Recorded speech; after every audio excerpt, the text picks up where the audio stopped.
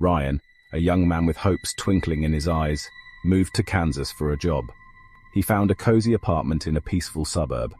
The building was old but well-maintained, with a charm that resonated with Ryan's desire for a tranquil life. Ryan's apartment was on the second floor, and he shared a hallway with only one other neighbor, a man named Greg, who lived alone in the apartment opposite Ryan's. Their interactions were limited to polite nods in the hallway. One evening, Ryan bumped into Greg while collecting his mail. Greg was holding a small, leather-bound book, its pages filled with strange symbols.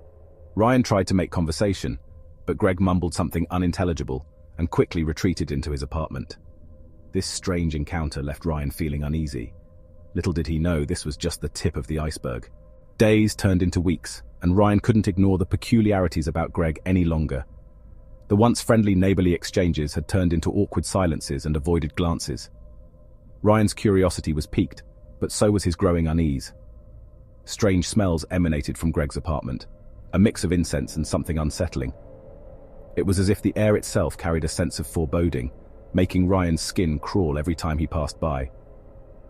At odd hours, Ryan would hear chanting and the scraping of furniture.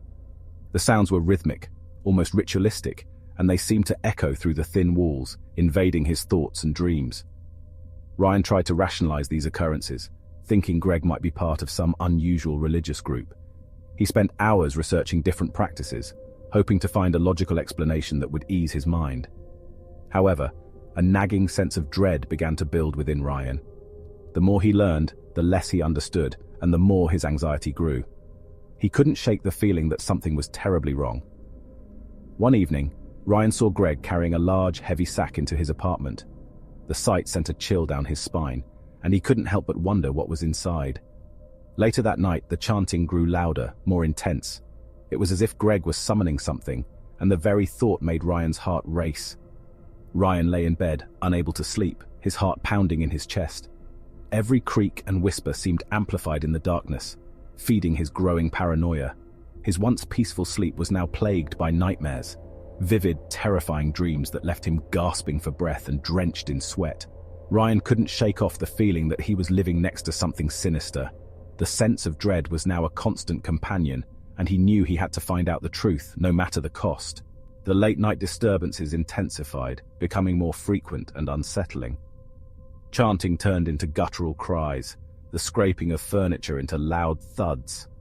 One night, Ryan could have sworn he heard a blood-curdling scream. Fear had become a constant companion.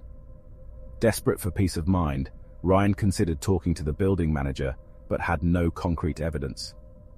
One night, after another chilling episode, Ryan decided he couldn't take it anymore.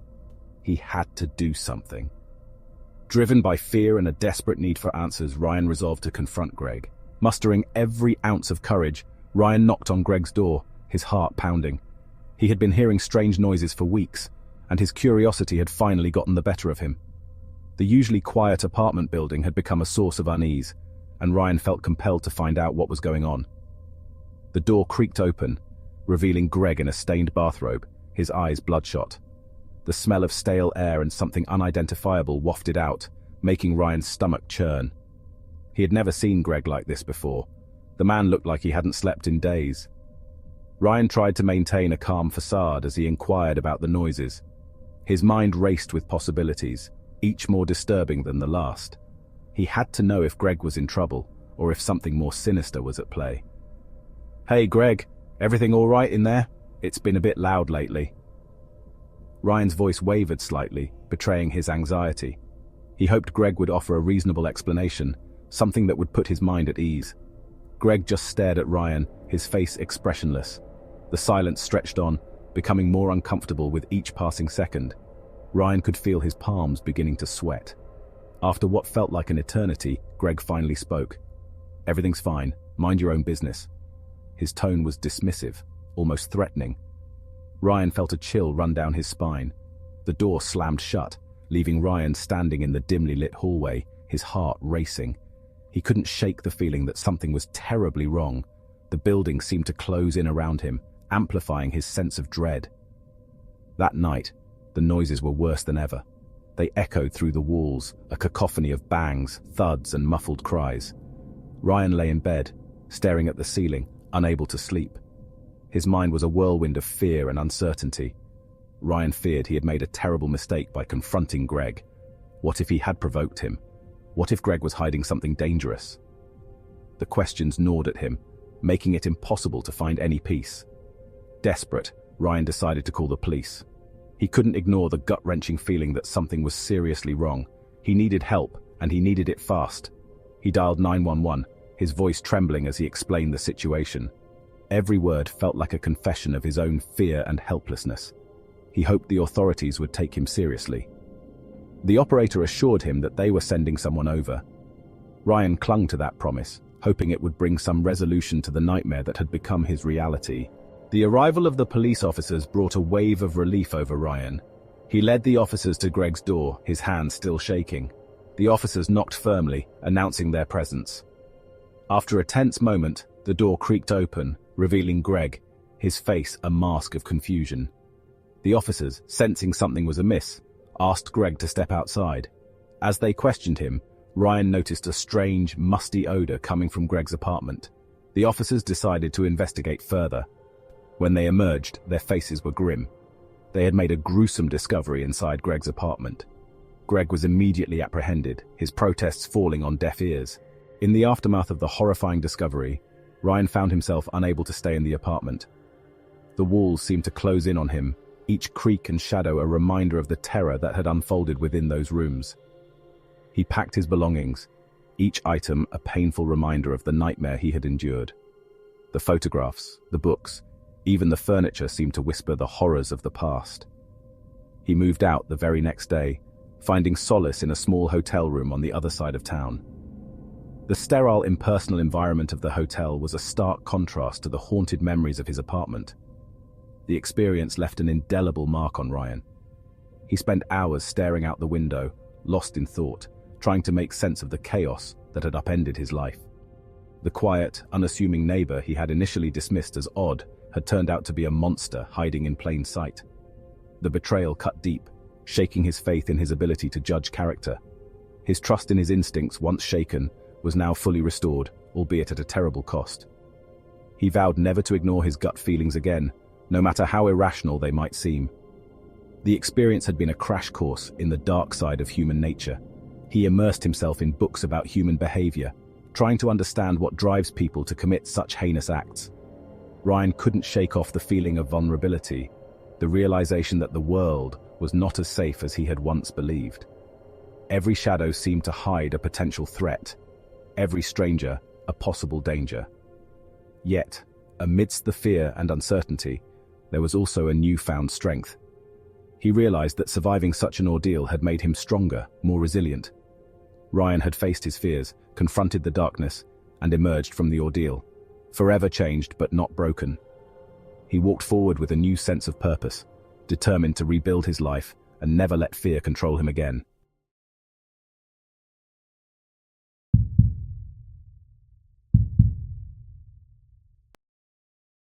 The moving truck rumbled away, leaving Emily standing alone in the driveway of her new home.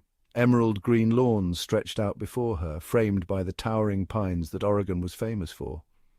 This was a fresh start, a chance to rebuild her life and focus on her art.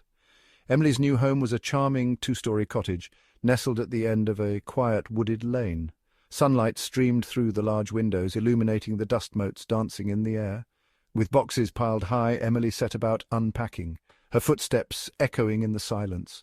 Her studio was the first room she unpacked. Canvases leaned against the walls, waiting to be filled with her visions. Tubes of paint lay scattered on the table, promising a riot of colours.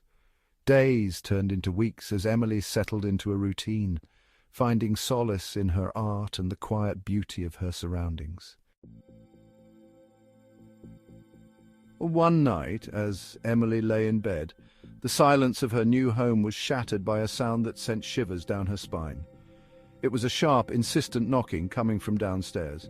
Her heart pounded in her chest as she strained to listen. The knocking came again, louder this time, echoing through the empty house. Emily's hand trembled as she reached for her phone, her mind racing. Had she forgotten to lock a door? Was it just a branch tapping against the window? She chided herself for being paranoid. Taking a deep breath, Emily crept out of bed and grabbed the heavy iron poker from beside the fireplace.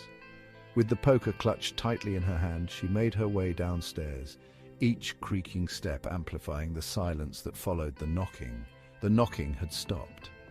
Shaking off the lingering fear, Emily returned to bed, but sleep was a long time coming. Morning arrived, painting the sky with hues of pink and orange. The events of the previous night seemed less menacing in the daylight, easily dismissed as mere imagination. Later that day, Emily stepped out onto her porch, a steaming mug of coffee warming her hands. The air was heavy with the scent of pine and damp earth after a night of rain. As she surveyed her surroundings, her gaze fell upon something that sent a chill down her spine.